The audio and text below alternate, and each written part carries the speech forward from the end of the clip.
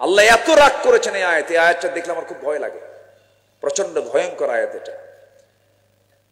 দুইটা অপকর্ম যারা করবে আল্লাহ বলছেন আমি তাদেরকে অচিরেই জাহান্নামের গর্তের মধ্যে ঢুকাবো। জাহান্নাম পর্যন্ত যে গর্তকে ভয় পায়, কম কথা না। জাহান্নাম কি ছোট? ছোট? এই যে আকাশের সূর্য দেখা যায়, এই সূর্য যদি জাহান্নামের মুখে যদি ছেড়ে দেওয়া হয়, নিমেষের মধ্যে জাহান্নামের মধ্যে সূর্য হেরে যাবে। বাচ্চার মুখে যেমন চকলেট দিলে পরে কিছুক্ষণ পর নিঃশেষ হয়ে যায়, ঠিক তেমনি আকাশের সূর্য যদি জাহান্নামের মুখে যদি ছেড়ে দেওয়া হয়, নিখোঁজ হয়ে যাবে।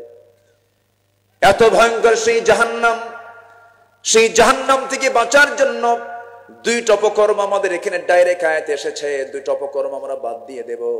আল্লাহ রাব্বুল আলামিন বলছেন ফাখালাফা মিন বা'দিহিম খালফুন আদাউস সালাতা ওয়াত্তাবাউশ শাহাওয়াত ফাসাউফা ইয়ালকাউনা গায়্যা। জোরে বলুন আল্লাহু আকবার। এই দুনিয়াতে যারা নামাজকে নষ্ট করবে, সালাতকে যারা নষ্ট করে ফেলবে, সালাতকে যারা বাদ দিয়ে ফেলবে এবং নফসের যারা দাসত্ব করবে, ওই সমস্ত বান্দাগুলোকে মহান রব্বুল আলামিন জাহান্নামের গর্তের মধ্যে ঢুকাবেন। এক নম্বর অপকর্ম হলো নামাজ যারা ছেড়ে দেবে, নামাজকে যারা নষ্ট করবে। এই জাতির মধ্যে সবচাইতে বড় অপকর্ম এখন কি বলেন? নামাজ নাই। নামাজের জন্য কোনো মেহনতও নাই। যে নেতা নামাজের কথা বলে না, সে কিসের নেতা? আস্তে কন কেন? আস্তে কন কেন? যে নেতা আমাকে জাহান্নাম থেকে বাঁচাতে পারবে না, যে নেতা আমাকে নামাজের কথা বলবে না,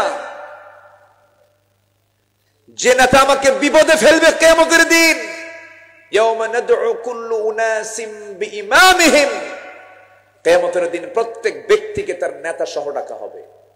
কথা বোঝেন নাই? তাহলে আমাকে আপনাকে সতর্ক থাকতে হবে, আমি জাহান্নাম যেন না যাই সেই লাইন আমাকে চলতে হবে। তাহলে নামাজকে সবাই পড়তে রাজি আছি তো ইনশাআল্লাহ? বাড়ির বউ যদি নামাজ না পড়ে কি কয়? মাঠ দে বাড়ি। দেখছেন এই তো মার্ডার কেস।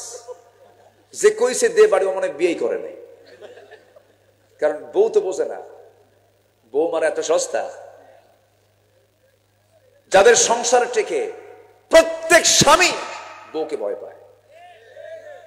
যারা সংসারী কি ভয় করেন না? আমি জি কইছি, উপায় নাই তো। বাচ্চার বয়স 1 বছর, আপনি বাবা, যদি একবার রাগ করে কয় যে বাচ্চা তোমার তো, কোলে নাও গেলাম, এক বেলায় ওই বাচ্চা কয় আছাড় যে খাবে আল্লাহ জানে। কি ঠিক কি আমি ভুল কইছি কিছু?